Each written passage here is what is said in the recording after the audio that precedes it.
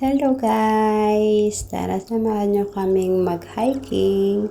We are going to Little Hawaii Waterfalls in Hong Kong. Tara! At ayun na nga, ang bilis namin. Nakarating na kami sa Little Hawaii. At kung makikita nyo guys, bangin ang aming kinalalagyan. Ayan.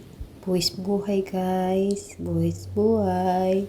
Kaming dalawa lang ni Tintin ang umupo dyan kasi yung dalawang kasama namin natatakot. Kaya andun lang sila sa taas. Ayun, nagpipicture-picture lang sila doon.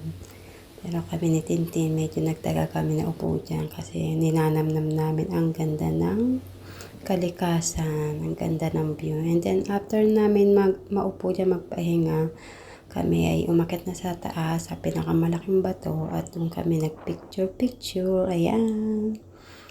Picture. Pose, picture. Ayan. Ang saya ng aming banding. Dami namin picture, guys. Then, after nyan, kumain kami. And then, after nyan, ayan, guys.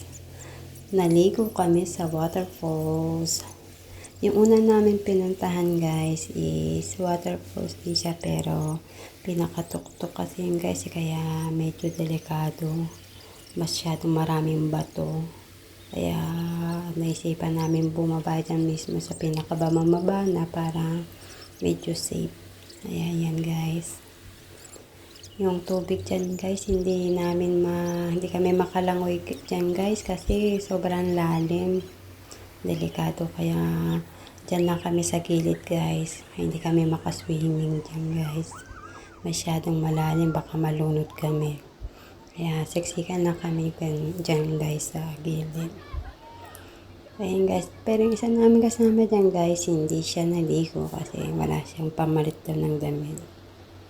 Kaya yung kinakausap namin na kuhanan kami ng picture. Ayan. Naususan namin siyang mag-picture kasi nakita namin siya nag-selfie lang siya. Kaya nakisuyo kami na picturean din kami dun sa waterfalls. Ayan. Grabe ang saya ng feeling. Ang ingay-ingay namin dyan guys kasi sobrang lamig ng tubig. Grabe.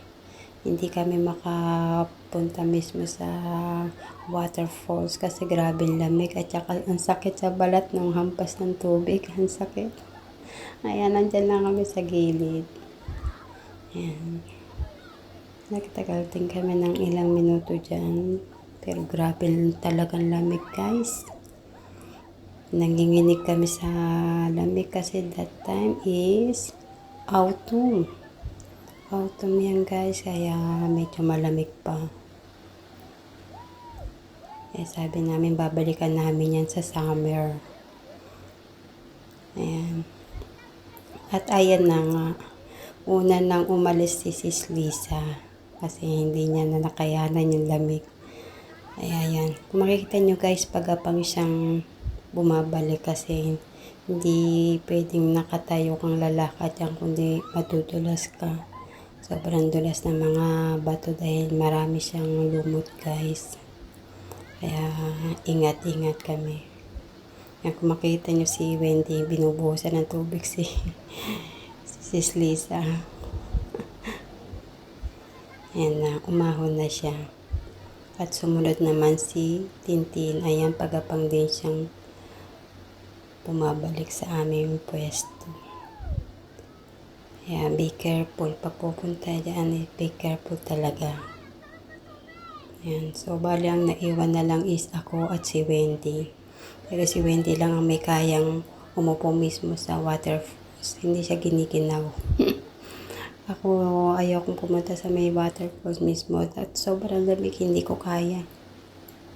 Hindi kakayanin ng aking katawan. Sobrang nangangatog ako sa lamig. Pero siya parang wala lang. At ayan na nga. Sabi ko ayoko na. Gusto ko nang magbihis ka ko. At kinikinaw na ako. Kaya iniwan ko na siya dyan. Pero siya nagtampisaw pa din. Ayan. Dahan-dahan lang din ako. Yan ganun din ang way ko. Umupo muna din. Kasi madudulas talaga. Ayan guys, after namin magtampisaw sa waterfalls, nag-picture-picture na din kami dyan para may remembrance ng waterfalls. Yan, and after that, nag-base na rin kami. Ayan guys, thank you for watching guys. God bless us.